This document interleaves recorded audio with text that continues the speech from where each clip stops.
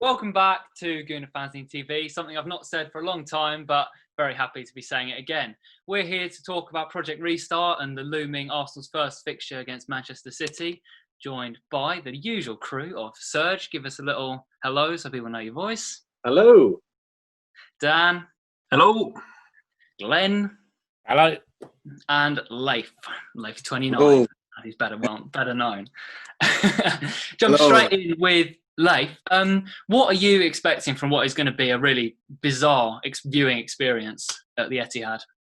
Blimey, yeah. You know, it's going to be a really strange thing to watch next week. I'm still waiting to see if I've got accreditation for it. I probably won't. I'm at the bottom of the food chain in terms of media access, but I'm actually quite looking forward to doing a Gooner Fanzine live blog on our website for next Wednesday from the Etihad, or from Arsenal's game at the Etihad. Basically, it's going to be so strange. It will be so strange because obviously there'll be no fans there. It'll have the feel of probably at the moment it feels like it's a pre-season. Gearing up to Arsenal's first game of the season. Next Wednesday against Man City. Basically, all the form that Arsenal had picked up before March the 7th of Arsenal's last home game against West Ham is out the window now. It's take your pick in terms of who's performing well. Obviously, Arsenal beat Charlton 6-0 on Saturday in a behind closed doors friendly at the Emirates, but there's not much to glean from that, really. It would just be interesting. It'll be. I've talked to a lot of Arsenal fans over the last few months, and a lot of them, just want the season ended. Basically, there'll always be an asterisk against this season. Arsenal they're not going to finish in the top four. Europa League might be a struggle. We're obviously safe from relegation. This season, I think so many fans just want the season to be over, basically. And it'll be interesting to see how Arsenal do, but I'm not expecting much, really. Yeah. Dan, I'm sure you've been watching the Bundesliga, and obviously the Premier League is, what we love about the Premier League, the fans and all that. Stripping that all out, do you think it's going to be the same very flat, bizarre experience? Yeah, I think it probably will be. I have watched a lot of the Bundesliga games. I think they have done quite well in terms of the way they've set things up and organised things. Obviously, it's a very difficult situation, so it has gone quite well for them. I think the Premier League will obviously follow suit in a similar kind of style in terms of the way they organise it and the rules. Obviously, we've seen that they're going to increase it to 5 substitutes, which they have done in the Bundesliga. My concern is that it's just might be a little bit too early. I mean, we've seen a lot of players saying, I don't feel like it's safe to go back, and I think they probably might be right in a way. So we're just going to have to wait and see what happens. Obviously, there's been the testing as well, and there's been no positive tests this week, which is a good sign. But yeah, I have my concerns. Yeah, and feel free to jump in on that, boys. But also, I mean, the crux of the issue is going to be Arsenal have got a really crucial period coming up. They've got to fight back towards European places for financial reasons and for keeping Aubameyang, so many reasons to get Europe. Do you think not having the fans is going to take away sort of accountability to the players to know that they've really got it? This is a crucial period. Serge, what's your thought? I think not having fans is probably going to be actually quite therapeutic for the team. So I think there was a lot of negativity towards a lot of the players. We've called out a lot of players that had a lot of issues. There was a lot of, we were all there at the sort of Crystal Palace game when Xhaka did his thing and the fans were vitriolically angry. I think not having fans on the ground allows the players to just purely focus on the football and play the game as best of their abilities as they can. And not having fans around them might actually be a positive for this short period, because obviously they've got families. They're worried about the danger of the epidemic, so they're more concerned about just getting their head down, playing the game, getting it done. I've been watching the Bundesliga, as has Dan, and we've been giving a co-commentary together, watching it, and with the way the way BT Sport have been doing it by piping in audience sound into the stream. That drove me mad. And the way the camera's been done, it actually looks vaguely convincing. If you're an average armchair supporter for Arsenal, if you're an Arsenal fan from Australia or America, and we've got plenty of those as subscribers to the fanzine and to the YouTube channel, they don't get the atmosphere of the Emirates themselves. But, at least we all get football back again. And I think that's something that we need to look forward to. And I think it's quite good to see our team just sort of, playing in comfort again. Yeah. What do you guys think about that issue with the crowd and the accountability of the players? Glenn, go ahead. obviously I'm going to inject a little bit more levity. I don't think it'd be a lot of difference at the Emirates if you had a cardboard cutout sat next to your. If they pump crowd sound in during the games at the Emirates, I think the players would be shocked. But, and this is why you're here, Glenn. And I also think one player who will really benefit from having no crowd there will be obviously Granit Xhaka. Yes. And after what seems a long while ago, when he got slightly harangued when he was being substituted. But on a more serious level, I think it's very odd. It seems like the start of a new season with a new set of rules. Has anyone heard about VAR for ages? That's been one benefit of the shutdown for a while with football. I'm sure it'll be back. The 5 substitutions is going to have an impact, I think, particularly for bigger sides. City are going to use it like training games and probably take people apart. They're going to bring on world-class players in the last 10, 15 minutes. It might benefit us because we've got quite a big strike force. We can sort of rotate. Eddie scored a hat-trick. I know it was in a friendly the other night. The one downside is we just seem that I can see it. If I stand up, I can see the Spurs ground over there. I'm on the 5th floor. But are we ever going to see a North London derby in this big spanking new ground of theirs? We had the Wembley debacle when they extended that tenure at Wembley, so we didn't get to go there last year. We're all set to go there this year, and that's not going to happen again. So yeah, it's thrown a lot of things into the mix. Yeah. And Glenn, I know you have some thoughts on sort of the Premier League restarting. What do you think about it restarting now and the date that they've set it at? I must admit, I'm very conflicted about it. I didn't like the way sort of, the footballing establishment was sort of agitating very early on. When there were a lot of people still, when we were very early on into the whole coronavirus outbreak. Saying it was going to be for the benefit of the public and it was going to boost morale. Now, most serious, match attending fans I spoke to said, they weren't particularly bothered. They wanted to get football back, but I think probably on their terms. But I think that's when you speak fans who go to the game, which we're seeing more and more now, such a vital part, if not a keynote part of the game. Watching it on telly in front of empty stadiums, I'll watch it because I'm part of this, but I have little interest. I would have been quite happy if they'd have drawn a line under it, to be honest. But it's going to be a new experience. It's going to be vaguely interesting. But, let's face it, it's going to have a huge asterisk against everything, isn't it? Yeah. I think it's going to be, once fans come back into the stadium, I think pundits and ourselves are going to appreciate fans a lot more. Because just the amount it brings to the game. Watching the Bundesliga without fans, it is so flat compared to, Bundesliga is always known for its excellent support. So I do think we're going to appreciate it after. Well, Sergio mentioned them piping in the sound for, obviously, just for BT Sport and television or whatever. And it was just ridiculous. Like, there'd be a goal and the crowd would sound the same because there was no way they could predict a goal was going to happen, so they couldn't change the excitement levels of the crowd. It was just ridiculous. It sounded awful. So, if anything, I hope they just leave it without any crowd sound. Obviously, certain clubs have done more to help the COVID-19 response than others. Layth, what could you round up Arsenal's involvement over the last few months? Yeah, they've been absolutely top notch in terms of providing free meals for a lot of residents in the borough of Islington.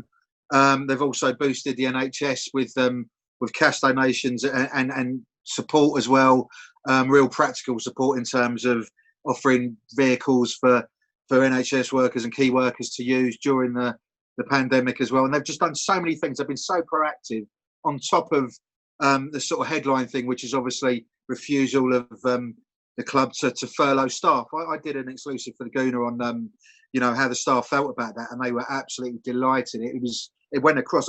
You sort of look at Arsenal and you can see the players and the sort of, the big names and everything, but there's so many good people who work behind the scenes at Arsenal, so many unsung heroes.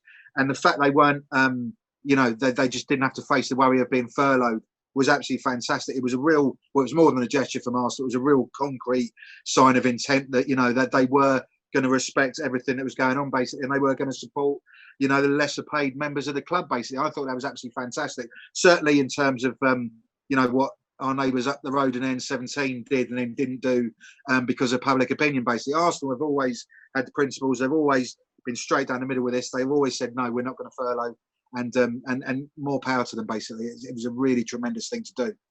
Yeah, I'd like to give some credit to Mustafi as well, because obviously he gets a fair amount of grief from Arsenal fans. But I think he donated, was it 16,000 meals to people in Islington? So yeah, fair play to him as well. I think it was something he did for his birthday, so massive credit to him. And obviously the players for taking a pay cut as well. So, but it's interesting though, because at the beginning of the lockdown, there was a lot of pillorying of Arsenal because the players initially refused to take a pay cut. And I was with the players at the time. I was like, why on earth should they take a pay cut when it's a multi-billion-dollar club run by a multi-billionaire? Why should the club force the players to take a pay cut when, they're well within contract to get paid, et cetera, et cetera? And it's good to see, people were pillorying Ozil. Ozil is obviously a player that's been pilloried heavily by both Arsenal fans and non-fans. But he's proven to have done a huge amount of good in this time, put money in a really good way, and actually utilised his time and his appearance and his platform for very good and positive things. So it's good to see, and it's such a shame that the media decided to focus on him for one view that they held that was incorrect. Yeah. As soon as you mentioned Ozil, you see the flicker in Glen's eyes. It was like, he's back.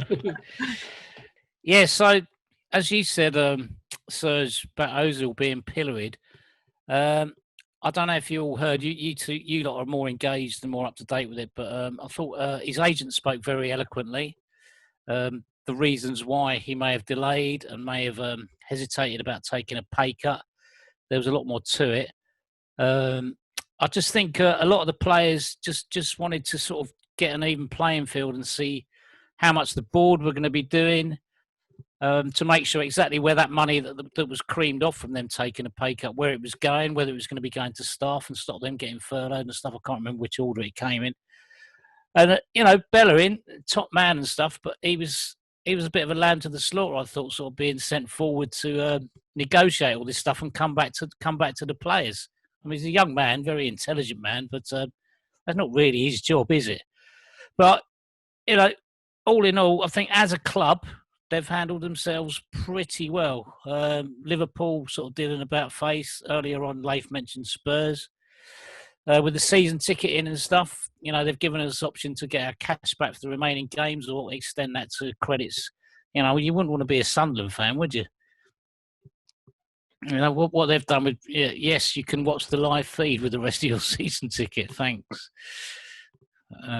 Yeah, that's pretty much what I would say. It's been a difficult lockdown for him because I believe he's set to lose his Adidas sponsorship, which is sort of it shows what his standing in the game is now. He's obviously a big athlete for them for a long time, and now he's obviously getting dropped. I think it shows that he's really declined in terms of popularity and that they don't see him continuing for too much longer.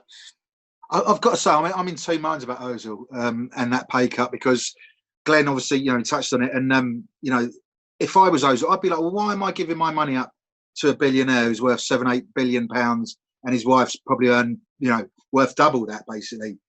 And he was absolutely right to go, I want to know what's happening first. And to be fair to him, he does do a lot of work for charity.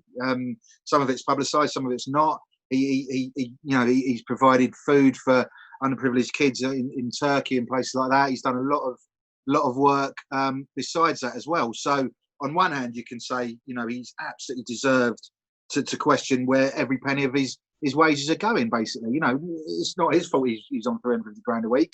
But at the same time, I just felt slightly uneasy in the fact that there were a few players, and we don't know 100% whether it was Ozil. Obviously, we're making a lot of assumptions here. Presumably it is because he was the highest earner in the squad and, he's got the most to lose. Although I did do the maths, and I still think he'd get around £308,000 a week if he gave up the 12.5%, according to my maths anyway. But what I was left uneasy with, not so much the money, but just the fact that there wasn't 100% solidarity in the squad to give up their wages. Also, I do have to say a massive well done to Mikel Arteta for brokering that, basically. How many other players gave up a penny of their wages? I know we've got players together, and fair play to every player who's got involved in that. And I know the money's going straight to the NHS, which is great. But at the same time, Arsenal, the only club who brokered a pay deal. I mean, a wage cut. Chelsea were talking about it, but obviously it couldn't happen because the players didn't agree to it, basically. So I think Arsenal deserve a lot of credit for that. I just wish the whole squad had done it, basically. But that's not a direct criticism, Ozil, because he does do a lot of stuff. I just wish they'd come to an agreement and everyone had given up a certain amount, basically. One last point on Ozil. You know, we touched on it with the piece with the Gooner, and that was, you know, it seems a long while off because it's been a strange long old season, but he was treated fairly shabbily in the first half of this very long season, wasn't he? You know, made that point in your column. Yeah, absolutely, in your piece. Yeah. I do think one thing to note on that. Early in lockdown, there was the criticism was a little bit unfair because everyone was obviously fuming that they weren't taking a pay cut. But then I think it emerged that the players weren't happy with the fact that it was literally the money was just going straight back to the owners, basically. Yeah, and this is it, Toby. You know, all of us who are employed or freelance, we all have dealt with the furlough system or the self-employed furlough system. So we all get it, and it's no different for them. You know, it doesn't matter how much money you're on per week, per year, per month. They're still contracted to a job. They should get paid the money they're contracted to.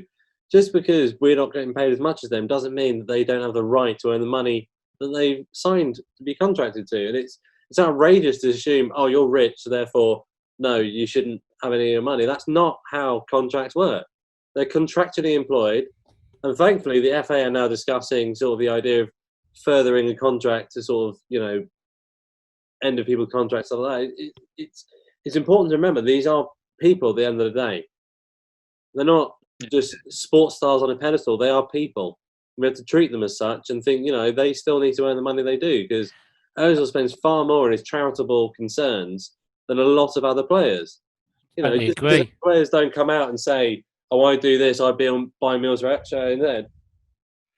And let's not forget, you know, from day one, it's you know, however you want to see it in terms of hierarchy of earnings, but there are multi-billionaires who run airlines and pubs and what have you, who are immediately agitating, you know, to get covered by the government and to, you know, maybe bend rules to sort of suit their businesses. And they were the first to furlough their staff and almost using it as an exercise to, you know, trim their costs with their staffing. So, you know, I just thought, it left a bit of a bad taste as everyone just jumped on footballers.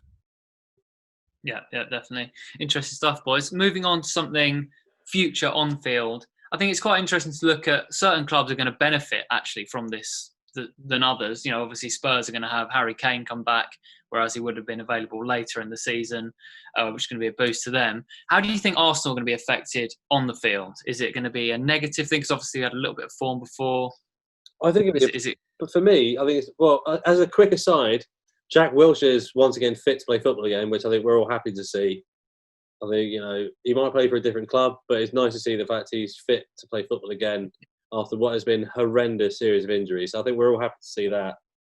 But I think, you know, the players, you know, I follow all the players on social media, and it's nice to see them just so excited to be back on the pitch. It's palpable enjoyment.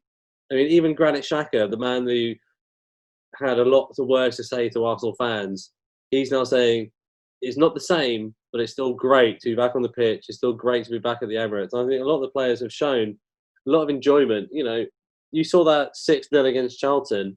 A lot of the players, they looked so cock-a-hoop to be back on the pitch. And it was great to see Eddie Nketiah just getting out there and just doing his bit. And it's wonderful to see the players who've used this lockdown time effectively. Like, you know, there was talk about David Luiz leaving us. And then suddenly you see during lockdown, he does a load of videos in his Arsenal kit. He's talking about Arsenal. He's pushed away. He talked about him going to Benfica. And he's finally gone, you know, I want to do one more season with Arsenal. I want to win stuff. So it's always a joy to see what players think. I think in terms of Toby, you mentioned about form and stuff like that. I think a lot of people have said it, and it's fairly obvious. It kind of goes out the window. So it's difficult to even say, you know, where can Arsenal finish, because we don't know who's going to come back stronger, who's going to come back weaker. I think we talked about the Bundesliga earlier. Look at that as an example. Teams like Bayern and Dortmund, kind of the juggernauts of German football, have just carried on going as they were. I think we can expect that. We can expect that for the likes of, you know, City and Liverpool. But for Arsenal, Chelsea, Man United, teams like that, it could go either way. So it's so difficult to tell what's going to happen. Yeah. You could argue that with Mikel Arteta, he's had some time to really settle into the job, and that could be beneficial for him running. I don't know if you. Well, we've praised them a lot, haven't we? And I think in terms of starts to the manager's career, I don't think it gets much tougher than what Arteta's had. I mean, he's obviously, came in at a really difficult time, and now he's had this whole coronavirus lockdown, no football situation. Yeah, and I mean, if he can get us playing well as we were before the lockdown started, fair play to him. I mean, that's massive. Fair credit to him if he does that. I think it'd be interesting to see how Saka gets on. I think he looked a bit tired before coronavirus struck the globe. And I think, purely in football terms, a break would have done him good. I posted a series of questions on my Twitter feed today, just asking fans what they thought about various things. And one of my questions was, who's been young player of the season for you, Martinelli or Saka? And the best tweet I got back was Saka. It was Saka. It was 50.5% Saka, 49.95% Martinelly, basically. So it shows you how close those two have sort of got in people's affections, because they played so well this season. And it'd be interesting to see how they pick up for the rest of the season. I think Saka will hopefully kick on. Arsenal need to tie him down to a new contract as well. I think he's on £3,000 a week or something like that. It's just not good enough, really, for some of his talents and his potential and what he's proved so far. So that'll be interesting. Another question I posed was, what will this season be remembered for? It seems so long ago we had, in all seriousness, Mesut Ozil's carjacking and the way Kolasinac reacted. That was quite impressive, really. You've obviously had Emery's implosion after being third on the 3rd of October. Literally 2 months later, he was gone, basically. And, Arsenal win their worst run.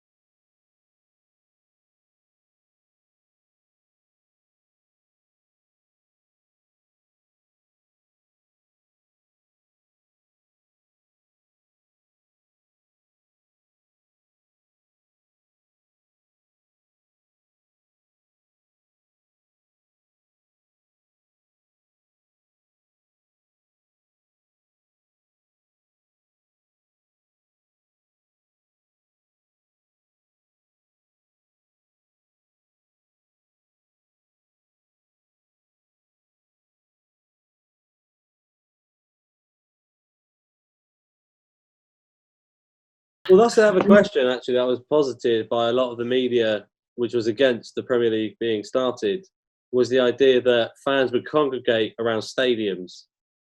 Do you think that's going to happen? Yeah. No, we did a piece for the Gooner website. It was most read story of the week.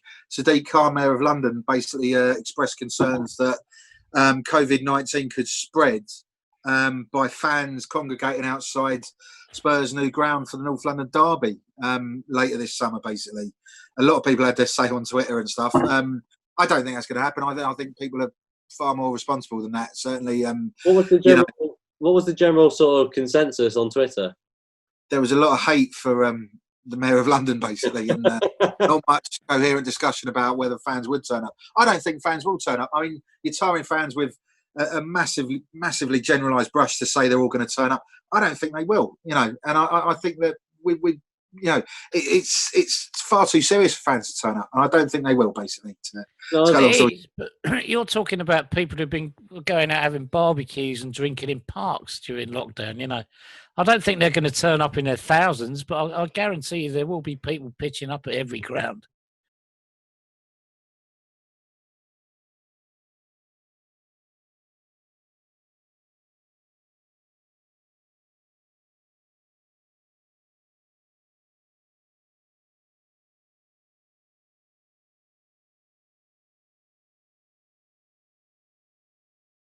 One of only two Arsenal players who are in action at the minute is Mavropanos for Nuremberg. Is that how you say it? I believe so. How's he been getting on? Have you guys been watching him? I've been watching a lot of Bundesliga. It's a step up from the Belarusian Premier League. So it's been a delight to watch the Bundesliga. Why are you putting bets on the Belarusian Premier League? Yeah, I was following Shakhtar Soligorsk, but that's neither here nor there. Because I don't follow the fans and everyone going Barte Borisov, because that's just boring. So I'm following Shakhtar Soligorsk. But you mentioned about Dinos. Dinos for Nuremberg has actually been quite impressive. The Bundesliga restart has shown three very important things. One, that Bayern Munich are outrageously good, to the point where they're just unbelievably good at transfers, capturing players, and the ability to play. Dortmund have shown flair, but Nuremberg have shown some quality defence in the past 3 weeks.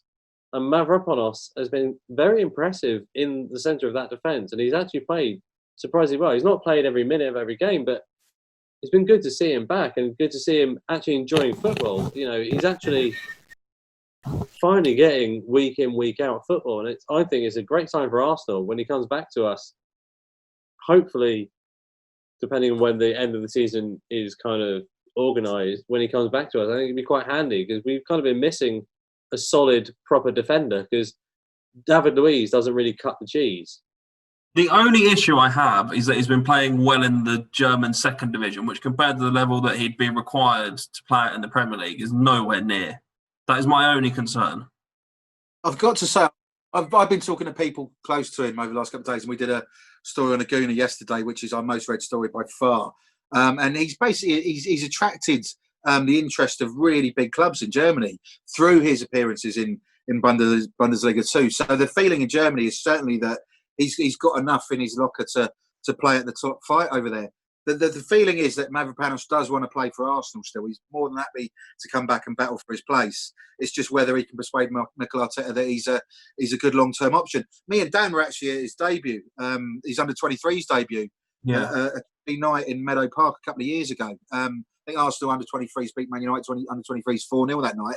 I was up at Old Trafford for Mavropanos' debut, Premier League debut in April 2018, and he played really, really well in a sort of in a defeat that wasn't, in a 2-1 defeat that wasn't merited. Basically, he was probably Arsenal's player of the game that day.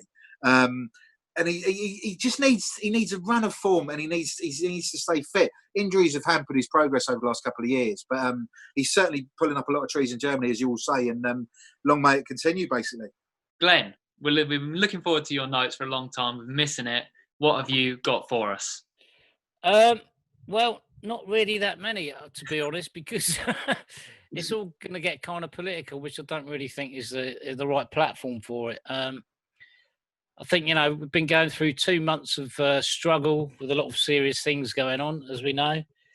To put it in a nutshell, I'm just really, really teed off with the establishment and a rich elite deciding that they can make up rules that everyone else has to abide by, and they're too rich and powerful for us to question, and they just have complete disregard for us. And I'm talking about royalty, certain people who've got documentaries about them that have now deceased on Netflix.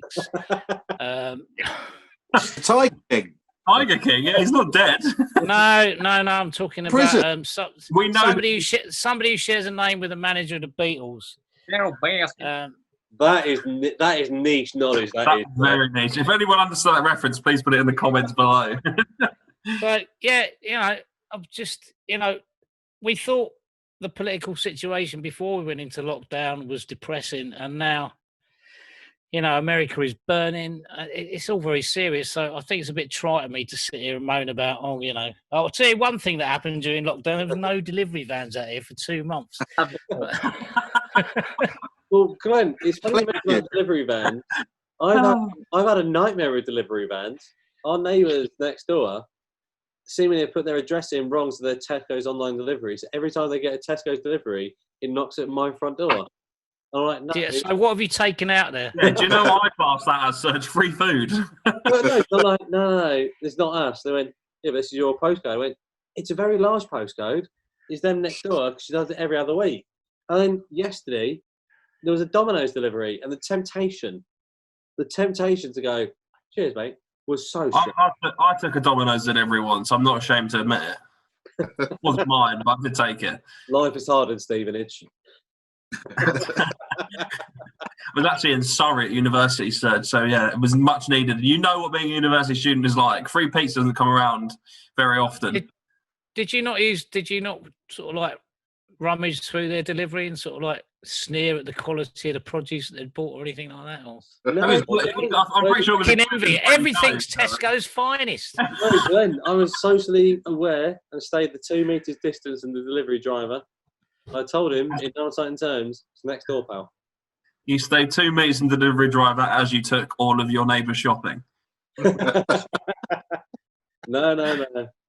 Would anybody like some bad news about Unai Emery? Oh, go on. Go on, Em. So, do you remember? Learned to pronounce evening. Well, funny you say that. Do you remember Toby's mug that he bought me for Secret Santa? This mug. Oh no, where's the handle? Unfortunately, much like Unai Emery's reign, he really lost the handle on things, and Oh, he's now no. not got a handle.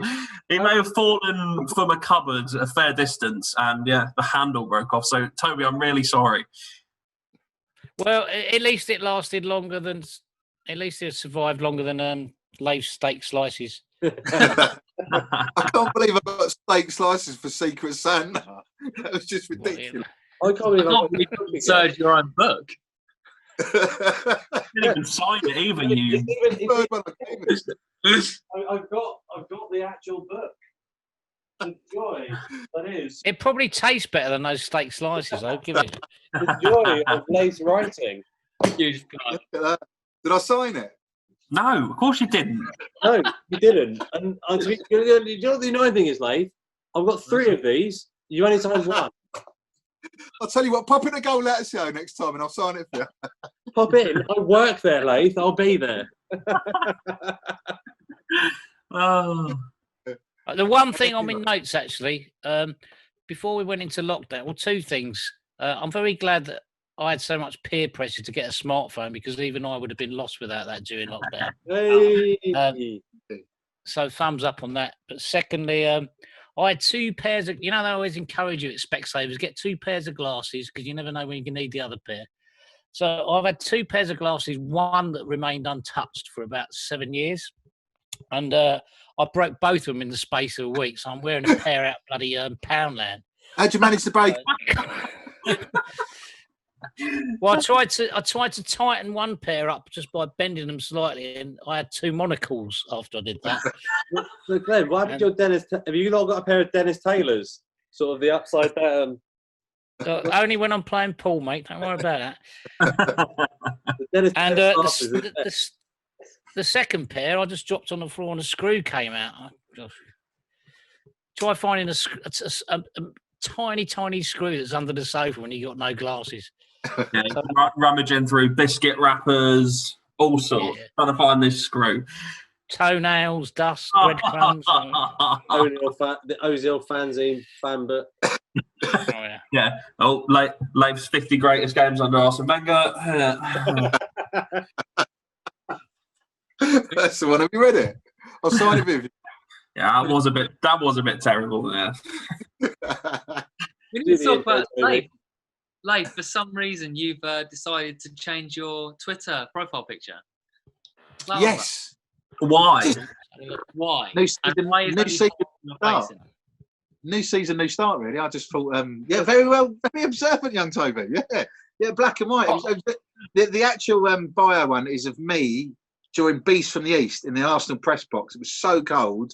We were losing 3-0 to Man City, and I just took a selfie of myself because I was so fed up with Arsenal. And I was just going through my phone. Selfie. Clues in the title, mate. To remind me. I took a selfie of myself. Yeah. Indeed. I was there at that game, and I think we were supposed to meet up for a pint afterwards, Layth, and you were so downtrodden and cold. You went, "Just going home." That sounds right. Whatever. I noticed your header pictures. Also, you were George Graham. That was a good day, wasn't it? Yeah, Brockett Hall. Yeah, that was last year. That was really good. George Graham was one of my idols, basically, and yeah, that was a really, really good day. That interviewing. We interviewed. Who else we interviewed? Pat Jennings, David Seaman, Liam Brady, bunch of people. Yeah, Ray Parler, all the Arsenal, all the old boys were down there. Really, really good day. But yeah, Danny Lowe, the photographer, our friend, and all our friend there, he took the photo, and it was just a really, really good day. But yeah, I thought I'd put that. Thought I'd change my bio a bit. So yeah, very well spotted, Toby. The only thing about watching football during lockdown, 2 moments. Was the '79 Cup final and the '87. Did you watch that one? And Anfield '89. Oh yeah, I watched the '87. I take that. When that goal went in, there's been 2 occasions I've got the beers in. Just you're watching highlights from decades ago, and I still stood up and sort of like shouted at the telly. Going, "Sit down, Dalglish, you've lost it." Yeah, with the Spurs one, that was brilliant. There is something I'd like to bring up that I have watched during lockdown. Did anybody watch Harry's Heroes on ITV? Yeah. Very good. Paul Merson was absolutely brilliant. Obviously, Arsenal, great. He was quite open about his problems with gambling, alcohol, and everything. So yeah, a lot of people were giving him a lot of credit for the way he spoke and the way he turned his life around. So yeah, fair play to him for that. Did he sort of? Was it him and Vinnie Jones who sort of? I only read about this. Helped raise a ruddock out, saying they helped raise a ruddock out. Lee Hendry as well. So yeah, fair play to him. He came across really well on the show, and it's good to see him, getting his life back on track. There were some shots of him with his young kids as well, which was really nice to see. So it's good to see the Magic Man is getting everything back in order. Yeah, I interviewed Paul Merson a couple of years ago. He's a top bloke, and obviously watched most of his Arsenal career as well. So Layth, don't forget, we've got a picture of you with Paul Merson celebrating after 8-0, haven't we? Say that again. I missed that. We've got a picture of you when you've got hair and you were celebrating on the. The Arsenal final, wasn't it? Replay, League Cup 3rd round, November '88. I was on the pitch at Villa Park after Paul Merson scored. Yeah. It's on YouTube somewhere apparently, but yeah, it was a long time. Oh, and before I forget, on a completely different matter, Just Football have launched Just Football Analytics, and they're a new form of videos, data scouting basically, and they've done a piece on Martinelli, and it's really, really, really, really worth your time to have a look. Basically, it's a really, really in-depth analysis on Gabriel Martinelli, talking about basically what he's done for Arsenal, and a lot more in-depth analysis on top of that as well. So it's well worth a watch. The link's on my Twitter feed, so have a look at that. Just Football. I thought I'd get the plug in because they're good guys as well. So yeah. Okay, perfect. Well, after scraping the barrel of Glen's lockdown notes, probably time to end the podcast. We're looking forward to being back to our regular Galazio studio and back to our regular schedule. Obviously, it's not possible right now, but we will see you then. Thanks very much for watching. Please subscribe, really helps us out. Like the video. Cheers. Thanks very much. Cheers. Cheers.